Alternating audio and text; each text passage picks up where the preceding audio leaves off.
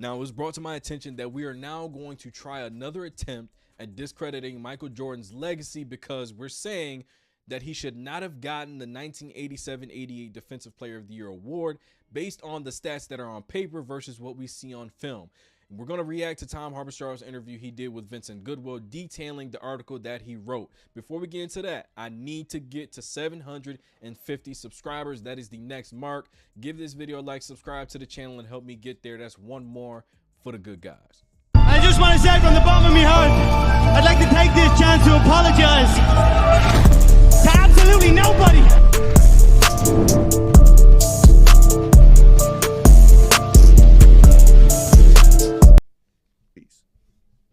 Yeah, this isn't just I'm doing a drive-by on Michael Jordan's career. That is not what I'm doing here.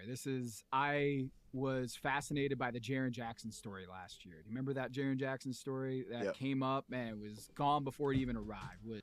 All right, first of all, already, nobody's going to be fascinated that this idea was sparked by Jaren Jackson. All right, we know in sports when you work on, YouTube, Instagram, Twitter, X, TikTok, any of those social media platforms, the trigger words are Michael Jordan, LeBron James, Tom Brady, Pat Mahomes, GOAT, Caitlin Clark, and Angel Reese.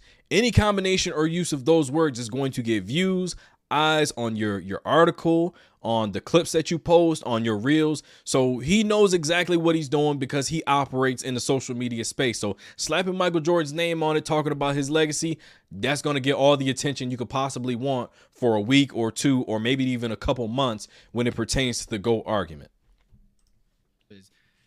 A Reddit poster was accusing Jaren Jackson Jr. of being the beneficiary of home-cooked stats.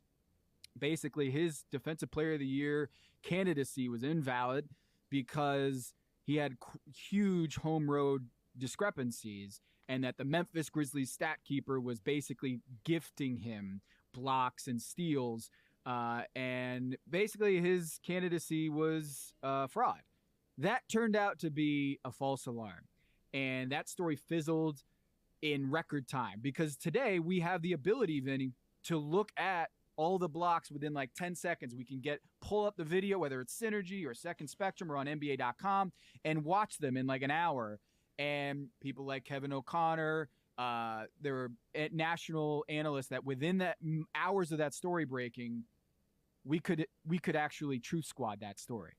But 1988, if we look at the home road discrepancy between Michael Jordan's block and steal rates at the home arena at Chicago Stadium versus on the road, it is the largest gap of any Defensive Player of the Year award winner in NBA history. So since 1983, when the Defensive Player of the Year award was initially handed out, I looked at home road splits, blocks and steals, because those things are highly influenced by the home stat keeper.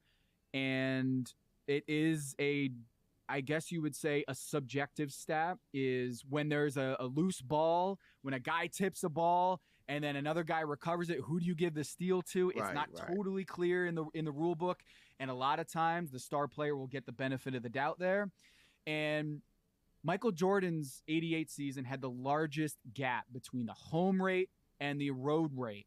And all of that is like cool. Like that might be just statistical circumstance. But then I talked to a stat keeper for Pablo Torre Finds Out, the show over on Meadowlark Media. With Pablo Torre, I reported out a story with a former stat keeper with the Grizzlies. And in the late 90s, with the Vancouver Grizzlies as the expansion team, he admitted to inflating home stats for the Vancouver Grizzlies. This is the Bryant Reeves Big Country Vancouver Grizzlies. This is the Sharif Abdul-Rahim Vancouver Grizzlies. And he said on the record that it was part of the league culture.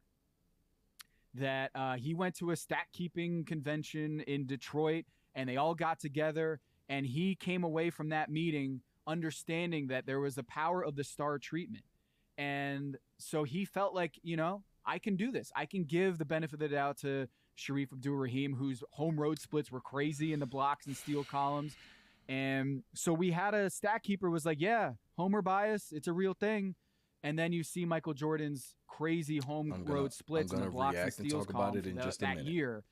And so I started digging, and that's how I got onto this journey of investigating the 88 DPOY that I think, you tell me, I think would be like the most important defensive player of the year in NBA history. Is it not? If you're quiet and you just listen enough, they reveal their motives themselves. This wasn't because he was bored. He wanted to write a GOAT article. It's just clear as day. And I guarantee you, this is in relation to LeBron James, Kareem, Kobe. If you don't believe me, in the next minute, all right, I'm going to let it play for another minute, and I'm going to stop it at any point. In the next 60 seconds, if he doesn't mention any of those names, I'll admit I was wrong. I guess, is it under the premise that that is the thing that Michael Jordan has that LeBron James does not? Or Kareem? Or Kobe? So, like I said, all motives are always made clear, but let's talk about a couple things, all right? First of all, why Michael Jordan? Why discredit Michael Jordan instead of investigating Marcus Gasol in order to give credit to LeBron James and say he deserves a Defensive Player of the Year award too? Because giving credit isn't as sexy or cool as it is to discredit someone. All right, that's point number one. Point number two, non-sports fans and non-athletes are just being aware of the fact that there's home team bias. Athletes know if you played at any level, you go to certain arenas, somebody else's stats might be a little bit up there that night. If you're at home, your stats might look a little bit better that night. I'm a Baltimore Ravens fan. You mean to tell me that Ray Lewis had all those tackles in his last playoff run? Trust me, he didn't, but he was going out with a bang, so the home team helped him out. We know this. All right, now the point that he made about the steals, if the pass is tipped by a player and it goes to their teammate, they get a count for that steal. All right, and then if the steal is given to the wrong person, they review it, they watch it back and say, all right, it belongs to this guy. They didn't have that back then. So if the tip pass goes to their teammate, whoever tipped the pass is the one that's going to get the steals. There's situations where you get a steal and then a few seconds later you step out of bounds or whatever. That is going to be a 50-50 situation where you have steals on your ticket for FanDuel. You've probably seen this a lot where that steal might be there in one ticket or it might not be there if you do another ticket another day. It's 50-50. They didn't have that back and forth. If they gave it to you, it's just yours from that point on. That's how it was. Now, here's my thing about this whole conversation. When you look at the 6-game window where they're saying his steals were kind of up there, okay? I'm going to look at 3 of those games where it seemed like, all right, his steals numbers are probably a little bit higher than they normally would be. If we look at the first game in that series of 6 that everybody's been talking about, the Atlanta Hawks versus Chicago Bulls, Michael Jordan has 5 steals that game. If I have home team bias, I wouldn't dare allow somebody else on the other side to have that great of a stat line. I'm not going to let them have the type of stat line that I think I'm about to see when I look at the other side. Well, look at Doc Rivers. 29 points, 4 steals, 12 assists, and 14 rebounds.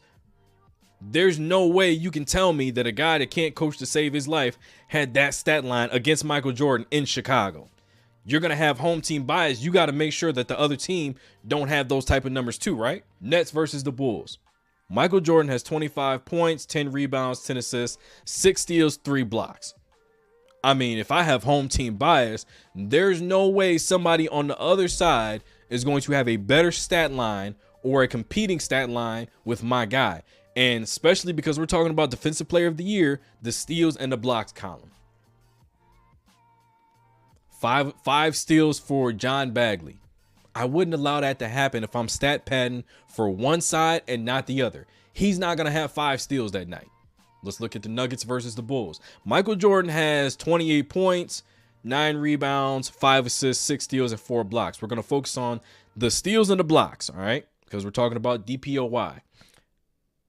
Fat Lever has 31 points, 12 assists, 16 rebounds, 6 steals, and 1 block. Bias means there's not going to be another guy on the other side that can rival my guy's stats in our arena on this night. We're going to be biased, all right? Maybe 2 or 3 of those steals. One might go to Wayne Cooper. A couple might go to Alex English. But Fat is not going to have 6 steals that game.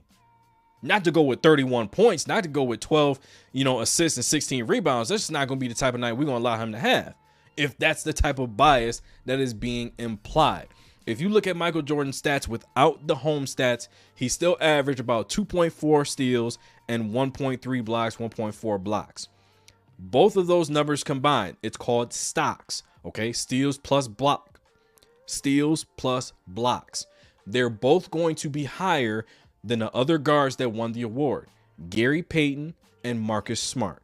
Those two players do not have the same numbers. If you eliminate home stats from Michael Jordan's DPOY, they're not going to measure up. He still has better than both. Let's look at it from another perspective. John Stockton had 3 steals that year. Michael Jordan had 3.2. Nobody's talking about John Stockton having inflated numbers and having 3 steals when he should have had maybe 2, maybe 2.5, maybe 1.5. Nobody's talking about that. Why? Because this is about the GOAT argument, and you have to discredit one to prop up the other. And this is one thing everybody has got to understand. Greatness is beyond the stat sheet. It is not a simple conversation where you look at a video clip and you say, all right, the title is Michael Jordan has 10 steals. And you go through the video, I see 6 steals.